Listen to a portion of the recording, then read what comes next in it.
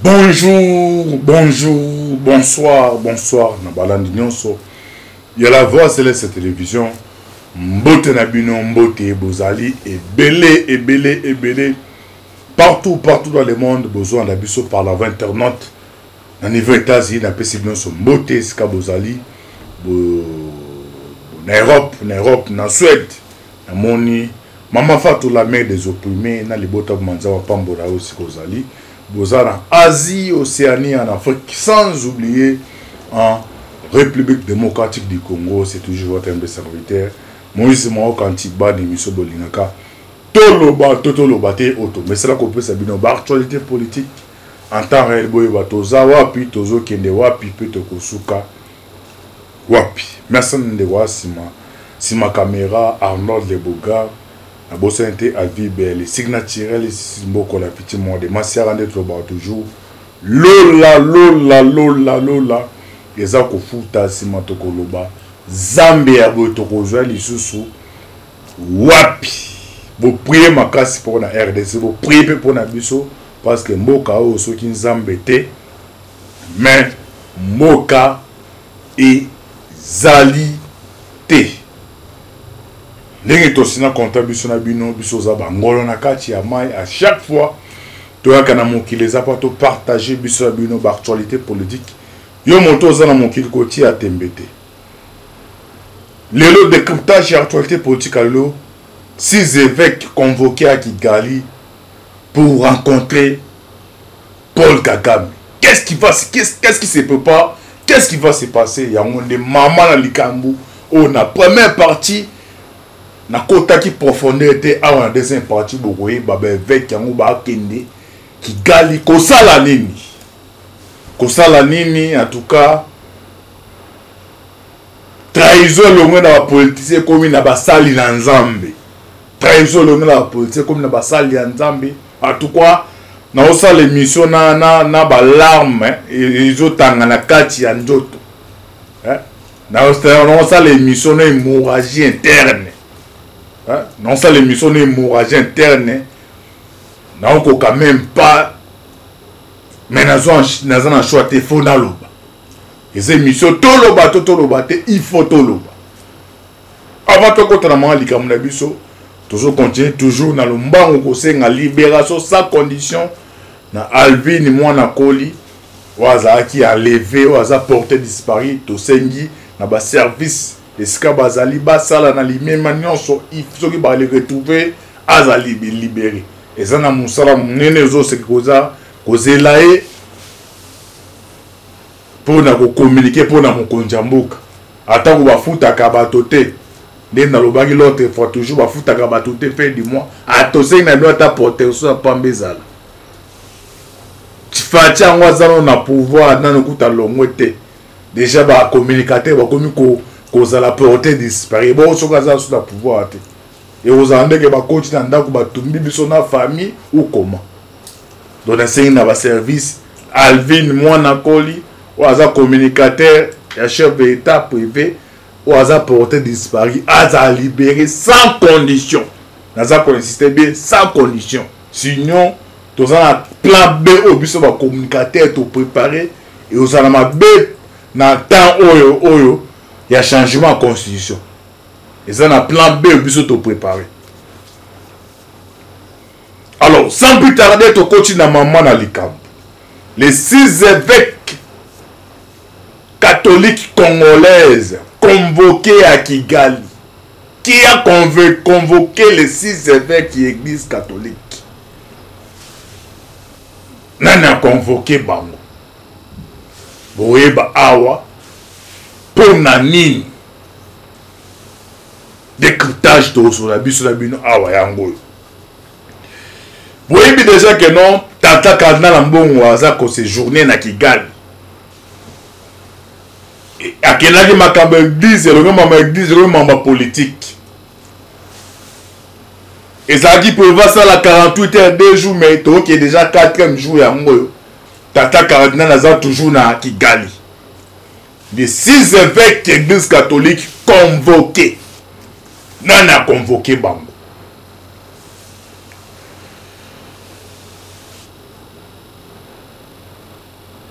6 évêques catholiques qu'on va convoquer.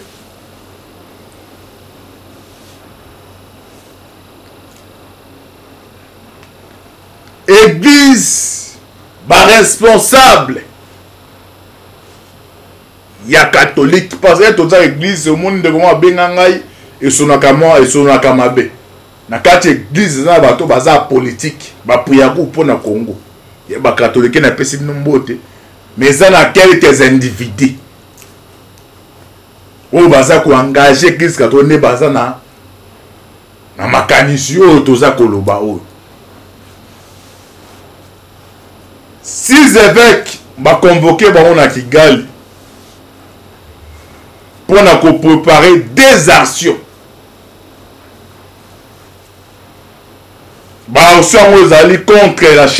Contre les changements à la constitution. 6 évêques convoqués. Est-ce que c'est le cardinal Ambongo Mutapesi à Valouana ou comment?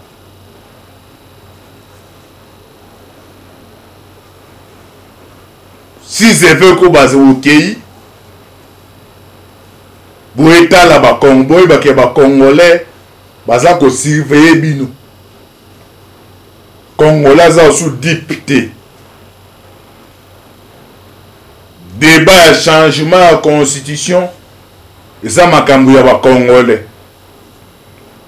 Lumumba a défendu le Congo na kacha mabé na biso chiba bomé na mabé na biso. Ibane gosa le malibanda te. Boni bino ba Congolais. Boza kondima okende kosangana monguna pona bo trahir mboka na bino. Wana bo dépasser ligne rouge. Bino les 6 évêques boké Kigali pona ko préparer les 2 actions. Moko en janvier, moko en février. Alors, ce que tu comprends, le mystère caché, bon, qui te comprend, n'est bimi. Donc, au sangana, mambo poso, sangana qui. Ça qui déclaration commune. Donc, senti, tu vas y kanakate. Mais pour la sangana, sangana, l'ombango. Na politique bandeko abiloka bongo ezala na officine mo esangisa ba na lombango et puis basangani wapi na kati ya siège ya Senko mais tala lelo yo o ezaki na kuku ya mwe bimi na poisse ambongo cardinal akendaki makambu ya église mais longwe makambu ya église ko makambu ya politique akutani na Kagame no kutana Kagame 6 évêques catholiques convoqués na Kigali pour na osala des actions dans les na année za kobanda moko ozana janvier moko ozana février objectif ba osana non contre les changements à la constitution. Débat interne. Où est censé se passer entre les Congolais.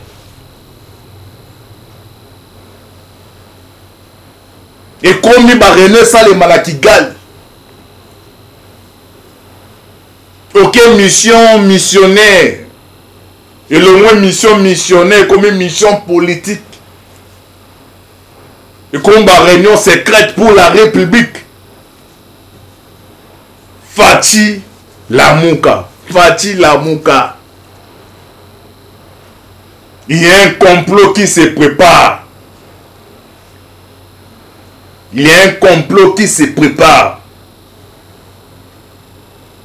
Qui est derrière Ambongo? Qui est derrière les 6 évêques? Pour quel intérêt? Nalikambo est un débat démocratique. Te biso to boy bon. Arbitre peuple congolais bon. tokei na naza pour naza compte mais koma ya boye ya nini ekoma ya ba réunion na ba kaka ba kota pour na nini peuple congolais fongola misu peuple congolais fongola misu peuple congolais fongola misu lobi na bino 3 fois il y a un complot à grande échelle, à la grande échelle. Et ça qu'on s'est préparé, les bandes n'est pas avoisé par notre pire ennemi, Paul Kagame. Donc, on a dit si nous les bandes, on a les missions, on a l'hémorragie interne. Parce que nous avons considéré Makambo, ils ont s'est préparé dans Kigali.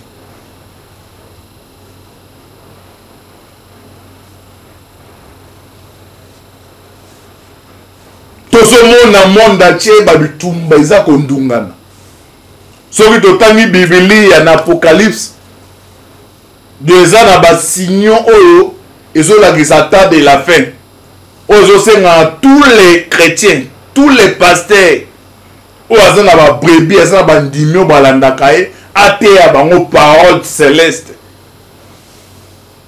apesa ateya bango bazwa saint esprit ateya bango parole de Dieu batika mabe basala malamu na basigno elakisi momeza na bato mosusu baza entre guillemets ba homme de Dieu bango nde bazo comploter kompona batia moto na République démocratique du Congo. Nzamba ko confondre bino, nzamba ko confondre bino. Donc ces évêques na Kigali pour n'avoir préparé des actions. En ce moment en janvier, en ce moment février contre changement de la constitution.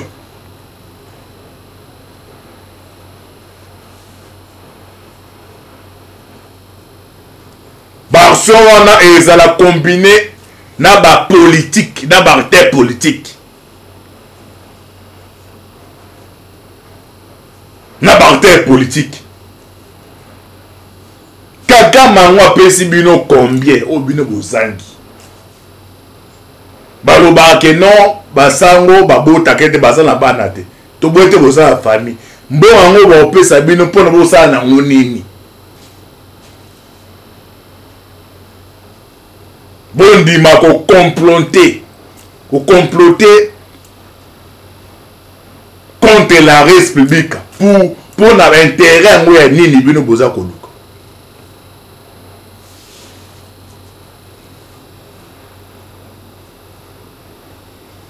Njamba sungi bozui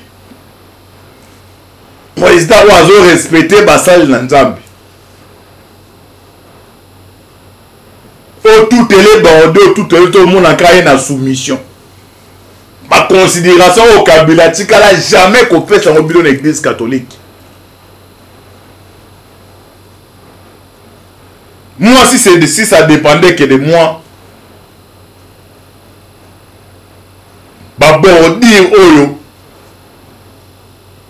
Tata cardinal a tout est là où Tshisekedi. Soit il y a la place de Tshisekedi. Mais bah activité là bah on a ok n'arrête ok ça le sous mais malgré tous les dogordi tout à zoya kaka ko soumettre pas na bino. Comme on a beau dépasser ligne rouge. Oh la quoi la roba que nous trop près de la frontière pour dépasser ligne rouge. Mon toit a mis 16 millions.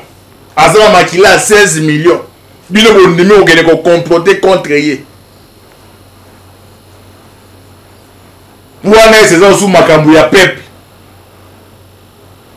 Wana boyo bela sous peuple. Ou bien bo combiné ba ini ya peuple congolais.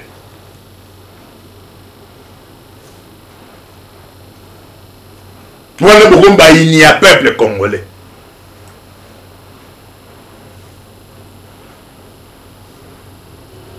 Mais déjà boyo ba que non réveil aux jeunesse à ça dango. Réveil au bas congolais balamuki plan à bino ko les kanaté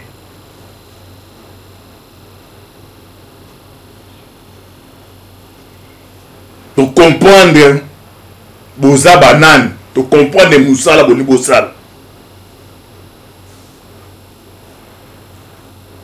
6 évêques convoqués na Kigali pour préparer des assauts contre le changement de constitution. Il y a un service. Vous multiplier vigilance. Vous multiplier vigilance. Dans le mois de janvier 2025, février 2025, vous préparez Barson Basaki en 2016, mais cette fois-ci, y compris l'implication de Rwandais.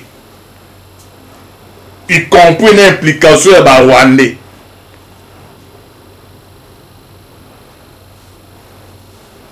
Y compris l'implication de Rwandais. Bino ba chrétien catholique. Ou bozo couranté. Vous voyez que non. À lire. Oyo cardinal ambo on a 6 évêques wana bazui.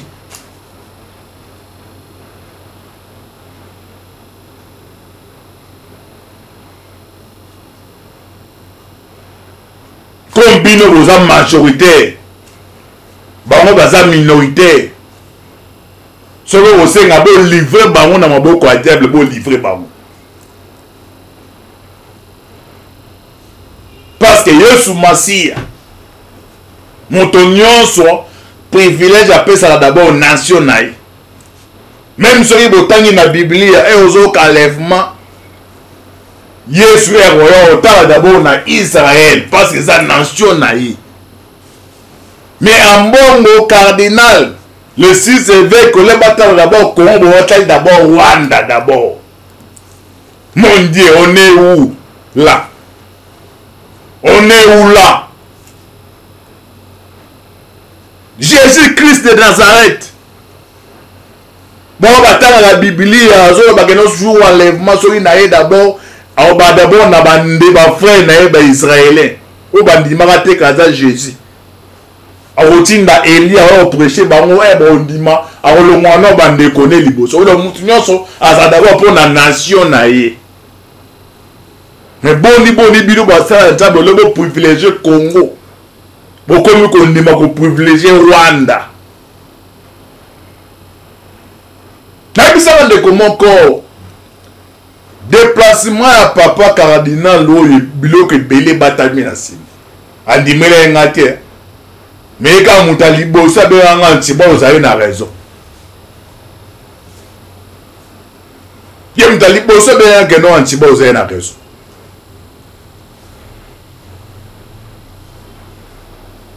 Moto azali sanguinaire. Moto azala makila ba congolais. Et puis ezate ki asala eloko wana tike o bol bageno bo tout le gas azo continuer.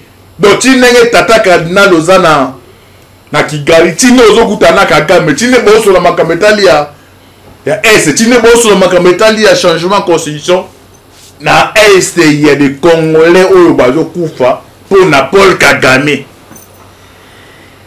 Il y a des Congolais bazo kufa pour na Paul Kagame.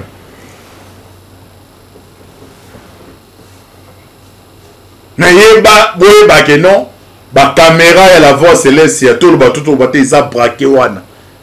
Tina chamba Kagame, tina salon tous les makambo ça la biso to ya pour na kopesa peuple congolais. Pour la kopesa peuple congolais. Quand on a gata di fois c'est qui dit hein. Naza ni pe montatire mais naza pour na Congo. Nazawana pour na Congo. Comme Nazara pour na Congo, moto nyonso akoya pour na compléter contre Congo. Ngai na hôtel Melai. Toye to pesi ba information ba plan machiavélique boza ko préparer après to télémeli bino.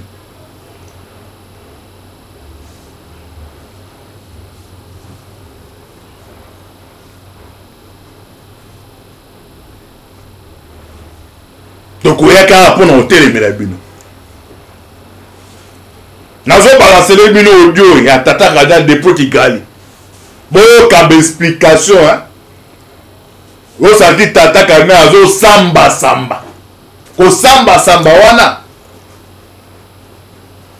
likambo eza na kati on tient là on balancer no tout de suite là non balancer bo kaneta Kagame azo samba samba non na ki makambe église na yaki son jour mikolo ezali koya eza na conférence au Salema ana Kigali yango na yaki makambo aza ko samba samba na ezolakisa likambo ezali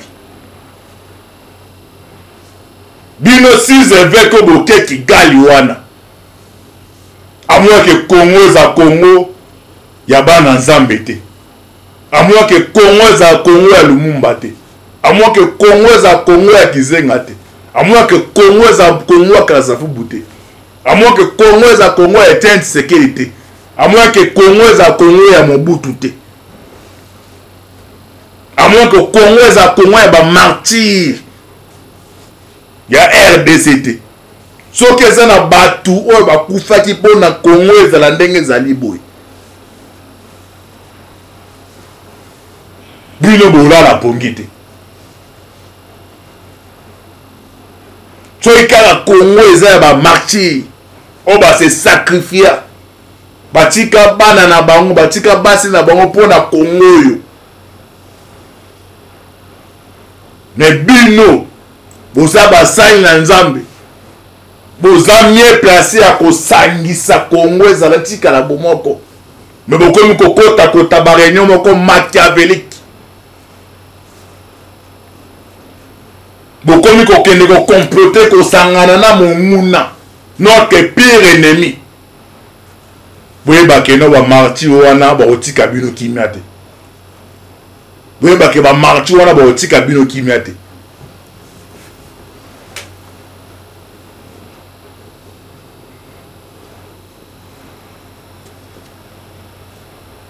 boyebake bamartyr wana bakotika bino kimia te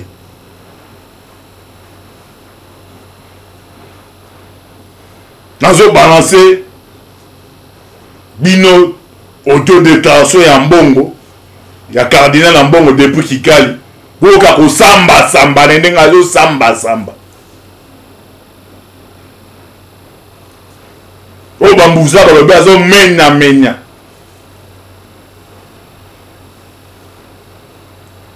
na ebitaki mbuza la ko mendo ko samba samba ko beta monoko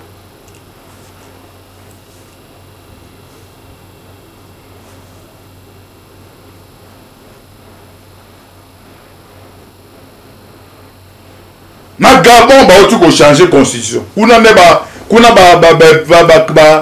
évêque catholique bazate kuna ba catholique bazate na Gabon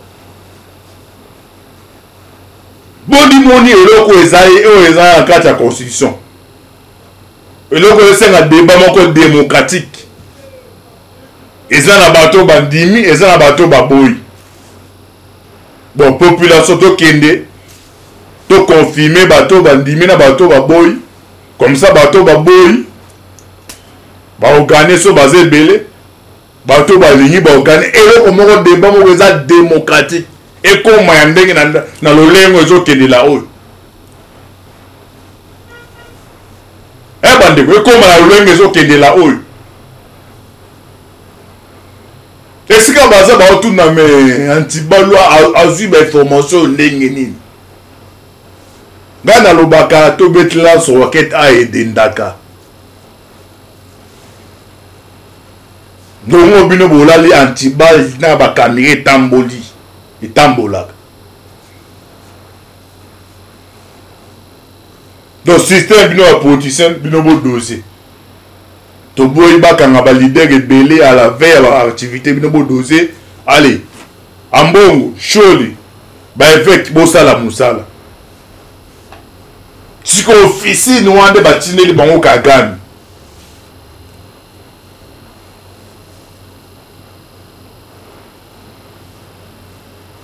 yango ezoyoka déclaration souvent antisi ya Faci eza na bacomplot nayebisi bino aza président de la république aza moto aza le mieux informé koleka biso nyonso.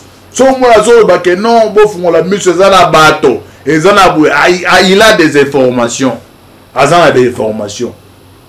Ou aza censé être bisa bino en plein air non. Mais azo ça no bo keba ba information ya ngoto lipe bino.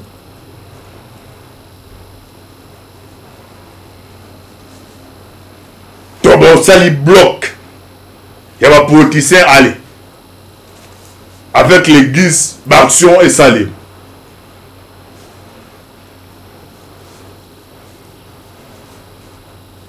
Baction et Salim.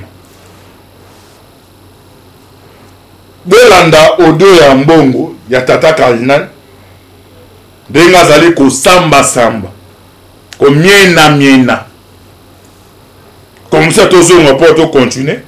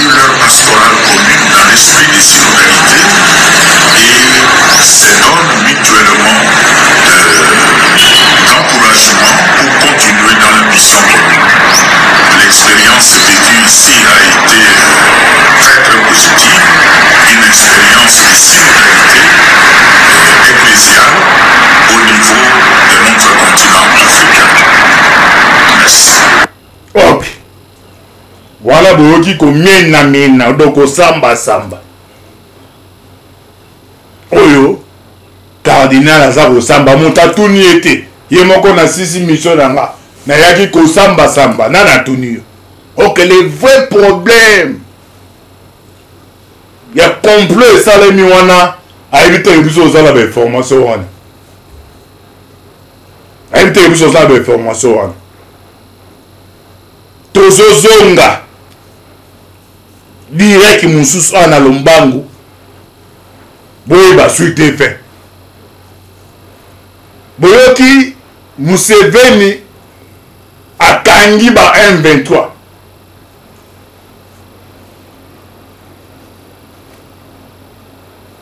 Museveni akangi ba M23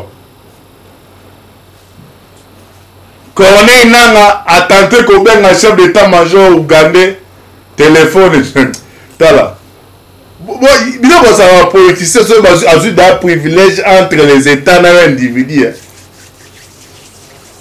arrestation en cascade Museveni akangi ba M23 boyeba dossier za suite fait la troisième partie de ça aux hommes les beaux gars c'est une minute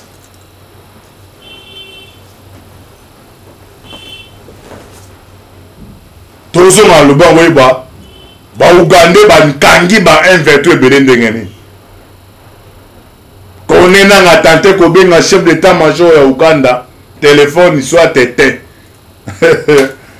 ba vite bakomi na suka ba comprendre te tozonga a to expliquer bino situation wana ezalaki ndeko na bino Moïse Mao Kantibal affaire à suivre ciao.